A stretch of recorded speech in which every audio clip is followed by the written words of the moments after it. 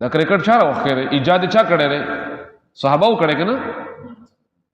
نو مړه صحابه به کړي چې ټول مسلمانانو ته په اتفاق ناست رزق تتلای شي د قران کریم درس تتلای شي مور و پلار د خدمت محتاج وي د هغو پروا نه وي خو د ما نوجوان دومره یو بے احساسه شولو چې هغه د انګریز راوړلی پروګرام هغه په سر سترګو قبلوي نو څه وکړو جړا به نه کوو نور څه وکړي سړی کله به موږ مسلمان پوهېږي هغه لګیا دی ته یې مشغوله کړی ته یې ښه مصروفه کړی په دغو لغویاتو کې او ته لګیا یې ته ورته ویلې چې جی بالکل ته چې کوم پروګرام لګې مولا قبول دی ټینشن نشته شیطان له څه حاجت دی شیطان خو په قلاره ناست دی زه او ته په خپله د شیطان آلی کاري د یهودیت او د نصرانیت مشن موت او سر ته رسو مونږ کې دینی غیرت نشته دنیاوی غیرت تر کې ډیر دی په یوه پیاله خلک جنګ کوي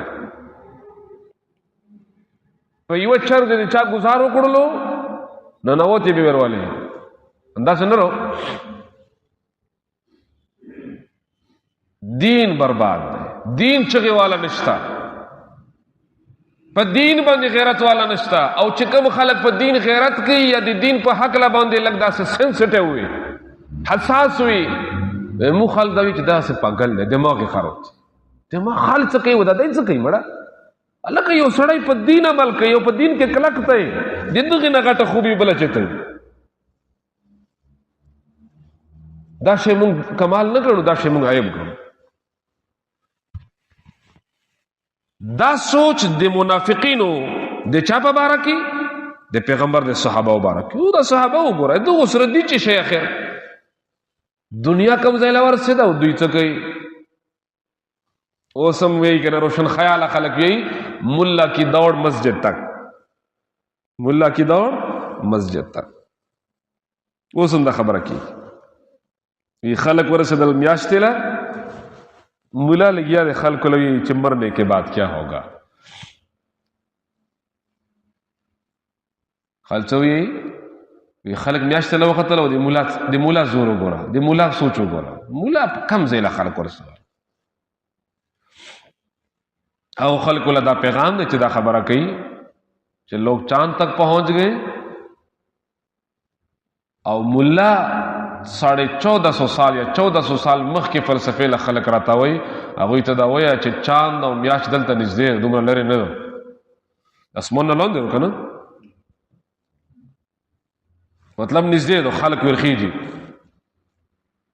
د مولا سوچ دا دی چې د هغه نه بره وخیږه او د الله رضا حاصله چې الله دې بره ورسوي علیین جنت الفردوس الله دې خپل ځان ته وغواړي د مولا سوچ خدا دی اوس پہ سوچ وکړو چې تو سوچ غټ دی که مولا سوچ غټ دی مولا سوچ ډېر غټ دی ته که مقل نه پوهېږي تو د دماغو علاج نشته هغه خلکو له پیغام دی چې هغه د دنیا نه متاثره دي د دنیا خو د لاس خیرې دی په یو ساعت کې به په یو ساعت کې به نه وي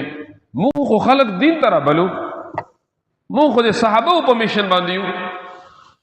صحابهو چاته هم دا نه دي ویلي چې پټي به داسې کرو کاروبار به داسې بڑھاو فائنینشلی به خپل ځان داسې مضبوطه بزنس به دغسې په طریقه سر ته رسو دا یې چاته نه دي ویلي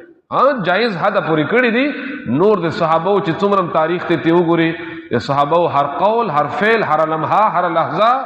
د الله د راضي کولو